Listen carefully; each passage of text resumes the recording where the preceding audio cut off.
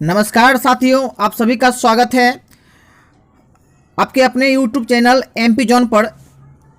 साथियों, आज आपको बताने जा रहे हैं हम class 12 physics most VVI objective question. बहुत ही इम्पॉर्टेंट है, तो यही कहेंगे आपको कि आप लास्ट तक देखिएगा वीडियो को। 30 क्वेश्चन जो हम आपको बताएंगे, जिसमें से 25 क्वेश्चन आपसे पूछा जाएगा, ठीक है ना। और 25 क्वेश्चन आपको बोर्ड पूछेगा, ठीक है ना। कितना भी आपको यदि नहीं 25 पूछता तो 20 तो 100% पूछेगा, 100%। इतना अच्छा ऑब्जेक्टिव क्वेश्चन दिए हैं कि आपको पूछेगा ही पूछेगा, ठीक है ना, 20 क्वेश्चन। और दोस्तों एक बात और बताना चाहते हैं, 30 क्वेश्चन जो है पहले हम क्वेश्चन को रीड करेंगे, मतलब पढ़ेंगे, ठीक है ना। पढ़ के आपको ऑप्शन दिया हुआ है, आपको खुद से चेक करना है कि आपको इसका आंसर मालूम है या नहीं है, ठीक है ना। यदि मालूम है दोस्तों तो आप अपने पेन पेपर को निकालिए और उसमें लिखिए, एक का ए, दो का बी, जो भी होगा आप उसको लिखिए, ठीक है ना। और फिर हम साथ में आपको आंसर भी बताएंगे, कुछ सेकेंड हम आपको देंगे समय आंसर बताने के लिए, ठीक है ना। जिससे आपका टेस्ट भी हो जाएगा, सेल्फ टेस्ट भी हो जाएगा और सेल्फ टेस्ट भी हो जाएगा। और अब जिस क्वेश्चन का आपको आंसर मालूम नहीं होगा उसका करेक्ट आंसर भी पता चल जाएगा, ठीक है ना। आप क्लास में जाते हैं तो क्या करते हैं, आपको भी टेस्ट होता है, टेस्ट में क्या करते हैं आप पहले आपको क्वेश्चन दिया जाता है, आप क्या करते हैं उसको बनाते हैं। अब बनाते हैं, सर को देते हैं, सर क्या करते हैं उसको ठीक करते हैं। जो सही होता है सही लिखते हैं, जो गलत होता है उसको सही बोलते हैं, ये सही होगा वो सही होगा, ठीक है ना। तो उसी को टेस्ट कहते हैं। तो यहाँ पर भी आप ऑनलाइन भी टेस्ट दे सकते हैं दोस्तों, ठीक है ना। तो यही कहेंगे दोस्तों, जितना अधिक से अधिक आप टेस्ट देंगे उतना अच्छा होगा। लेकिन ये जो 30 क्वेश्चन है बहुत इंपॉर्टेंट है, और जितने भी मेरे प्यारे भाई बहन देख रहे हैं इस वीडियो को, मैं सबके लिए प्रार्थना करता हूँ ईश्वर से कि आप सभी का अच्छा से अच्छा मार्क्स आए, ठीक है ना। अच्छा से अच्छा मार्क्स आए, मतलब क्या 80% या 90% मार्क्स आए, ठीक है ना। इसके लिए मैं ईश्वर से प्रार्थना करता हूँ। और प्लीज़ आप एक लाइक कर दीजिएगा इस वीडियो को देखने के बाद, ठीक है ना। तो चलिए शुरू करते हैं। सबसे पहले क्वेश्चन नंबर 1 देखते हैं क्या है। कहता है रिएक्टेंस का मात्रक क्या होता है। क्या होता है? ए फैराड होता है, महो होता है, ओम होता है और एम्पियर होता है। क्या होता है दोस्तों ये बताना है आपको, ठीक है ना। फैराड होता है, महो होता है, ओम होता है, एम्पियर होता है। क्या होता है आपको कुछ सेकेंड दे रहे हैं, आप बता सकते हैं। रिएक्टेंस मतलब होता है प्रतिघात होता है दोस्तों, ठीक है ना, प्रतिघात। इसका मात्रक होता है ओम होता है, ठीक है ना, ओम। आपका क्या सही हुआ है, आप बस टिक लगाते जाइएगा, सर मेरा सही है, ठीक है ना। आप लास्ट में हमको कमेंट कर दीजिएगा, मुझे कमेंट कर दीजिएगा आप कमेंट बॉक्स में, सर मेरा इतना सही हुआ है, ठीक है ना। आपके कमेंट को हम पढ़ते हैं, ठीक है ना, कौन से बच्चे का कितना सही हो रहा है, ठीक है ना। चलिए 2 नंबर देखते हैं। नीचे दिए गए परिपथ में बिंदु ए से बी के बीच समतुल्य धारिता कितना होगा। आप देखिए क्या है यहाँ पे दोस्तों, यहाँ पे दिया गया फिगर 3, 2, ये समांतर क्रम में है और इसको समांतर क्रम में पहले बनाइएगा, फिर श्रेणी क्रम में जुड़ जाएगा, ठीक है ना वो। तो इसका आंसर क्या होगा, 20/9, 9, 10 या 1/9। तो दोस्तों आपको पता है आंसर तो आप जरूर बताइए, ठीक है ना। यदि आपको पता नहीं तो भी आप एक बार तुक्का लीजिए, देखिए जरा सा कि आपका तुक्का क्या सही होता है। मतलब क्या कि डायरेक्ट अनटक्कर पचे खेलिए, ठीक है ना, जिसको हम लोग कहते हैं क्या भूत खेली, ठीक है ना। तो आप इसको कीजिए, देखिए कि सही होता है या नहीं होता। चलिए ठीक है, अब हम बताते हैं आपको। इसका आंसर होगा ए होगा, ठीक है ना। आप देख सकते हैं आपका सही हो रहा है तो आप कीजिए और लास्ट में मुझे कमेंट कीजिएगा कि सर मेरा इतना सही हुआ, ठीक है ना। द्विआधारी अंक 10101 का दशमलव पद्धति में मान क्या होगा। दोस्तों ये बाइनरी नंबर में दिया गया है और दशमलव पद्धति में बोलता है डेसिमल नंबर में इसका मान क्या होगा। क्या 31 होगा, 21 होगा, 11 होगा या 3 होगा। दोस्तों आपको ये बताना है इसका आंसर क्या होगा, ठीक है ना। करेक्ट आंसर बताना क्या होगा, इसका आंसर आपको बताना है। चलिए अब हम बताएं दोस्तों, आप तो सोच लिए होंगे आपका क्या इसका आंसर क्या होगा। अब हम बताते हैं, इसका आंसर होगा 21 होगा, ठीक है। आप बना के भी देख सकते हैं, इस तरह से बनता है इसका दोस्तों। इस प्रकार से आपको यहाँ पे इस तरह से बनाना है। ये 1 है, ये 0 है, ये फिर 1 है और फिर ये 0 है, फिर 1 है, ठीक है ना। इसको 1 2 इंटू 0 होता है, फिर प्लस 0 इंटू क्या होता है 2 पर पावर 1 हो जाएगा, फिर प्लस फिर हो जाएगा 1 इंटू 2 पर पावर 2 हो जाएगा। इस प्रकार से आपको बनाना पड़ता है, ठीक है दोस्तों। तो आप बना के इसको देखिएगा, आपका आंसर आएगा 21 आएगा, ठीक है ना। आप कहता है 4 नंबर, यदि ट्रांजिस्टर के धारा नियतांक अल्फा तथा बीटा है तो क्या होगा इसका मान। क्या अल्फा बीटा इजकल टू 1 होगा, क्या beta greater than 1, alpha less than 1 होगा, C alpha equal to beta होगा, क्या D beta less than 1, alpha greater than 1 होगा। दोस्तों तो आप जल्दी से सोच लीजिए, फिर आप हमको आंसर बताइए, ठीक है ना। चलिए आप सोच लिए, चलिए अब इसका आंसर हम बताते हैं, ठीक है ना। इसका आंसर होगा दोस्तों बी होगा। तो आप देख लीजिए, मिलान कीजिए कि आपका सही हो रहा है या नहीं हो रहा है, ठीक है ना। और यही कहेंगे दोस्तों कि यदि आप इसको बना रहे हैं, आपको यदि इस 30 में से यदि 25 आपका सही हो रहा है तो इसका मतलब ब्रिलियंट है, ठीक है ना। और यदि आपका 20 सही हो रहा है दोस्तों, 20 और 25 के बीच में सही हो रहा है दोस्तों, तो इसका मतलब है क्या कि आपका एग्जाम खराब नहीं जाएगा, अच्छा ही जाएगा। आपका नंबर जो है ना 70 से 75 के बीच में रहने वाला है, ठीक है ना, 70 से 75 के बीच में रहने वाला है। लेकिन आपको 25 यदि सही हो रहा है तो इसका मतलब आप 80% के लाइक हो, 80 प्लस, उससे कम नहीं, ठीक है ना। चलिए 5 नंबर देखते हैं। किसी चालक का विशिष्ट प्रतिरोध बढ़ता है तापमान बढ़ने से, अनुप्रस्थ काट क्षेत्रफल बढ़ने से, लंबाई घटने से, इनमें से कोई नहीं। तो इसका आंसर क्या होगा, जल्दी फटाफट बताइए स्पीड में। इसका आंसर होगा दोस्तों तापमान बढ़ने से, ठीक है ना। 4 का तो आंसर बोले थे, बी बोले थे, ठीक है ना। और 5 का हो जाएगा ए हो जाएगा, ठीक है। अब चलिए 6 नंबर देखते हैं।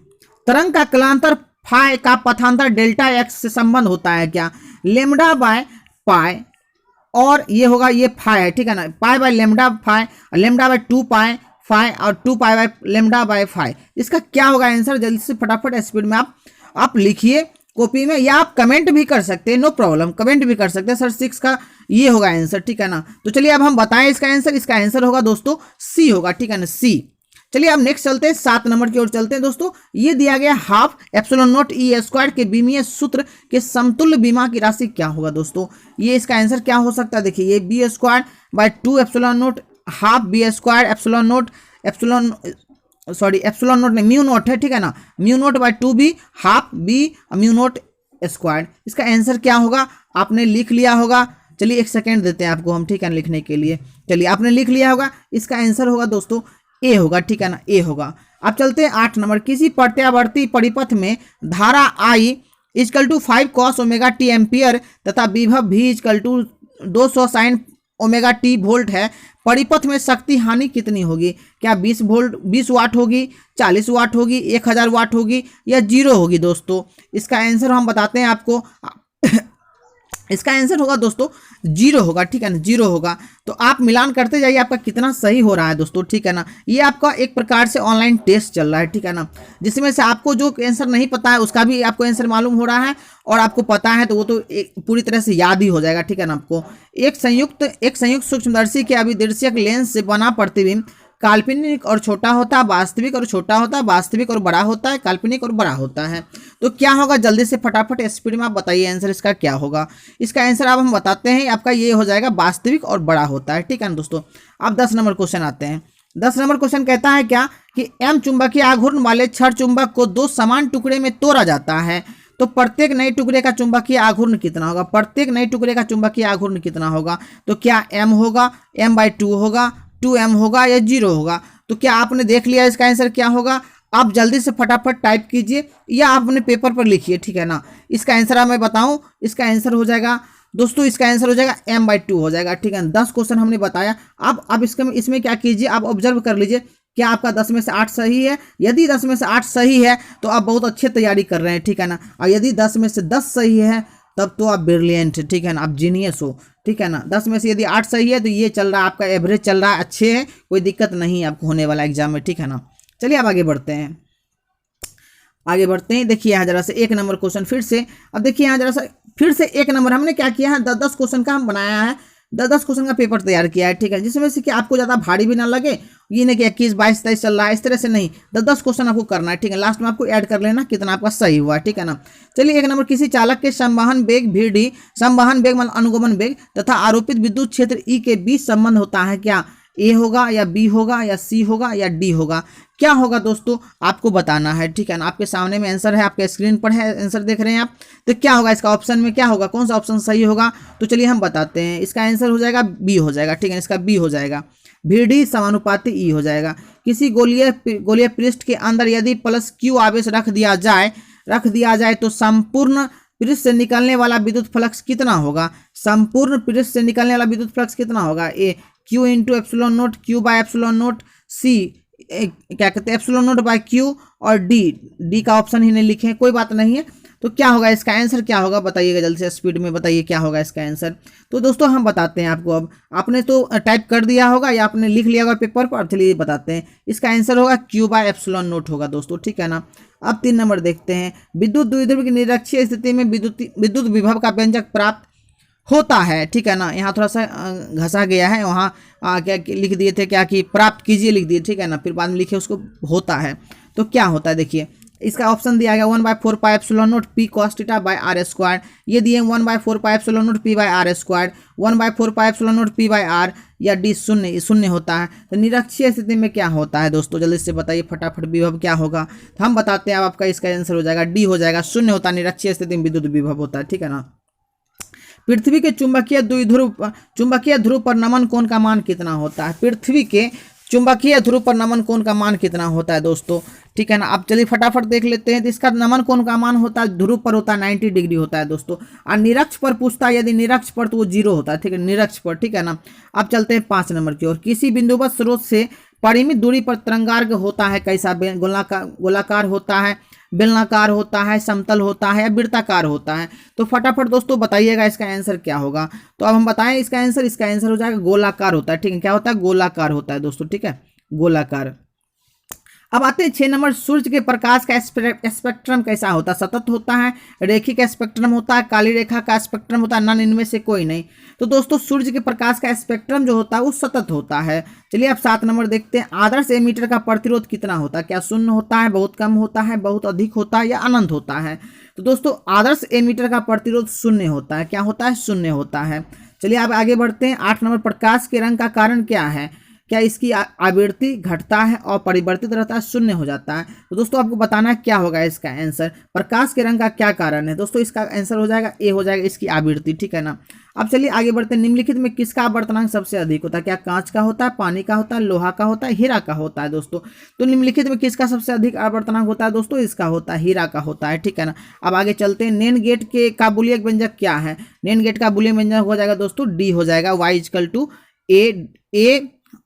ए एंड बी नोट हो जाएगा। ठीक है ना। अब तो आपको ये पता चल गया होगा दोस्तों कि आपका कितना ये सही हुआ। ठीक है, कितना सही हुआ, 10 में से आप कितना सही किए हैं, 10 में से आप कितना सही किए हैं। ठीक है ना। अब फिर हम चलते हैं आगे, चलते फिर से देखिए 1 नंबर से शुरू हो गया दोस्तों।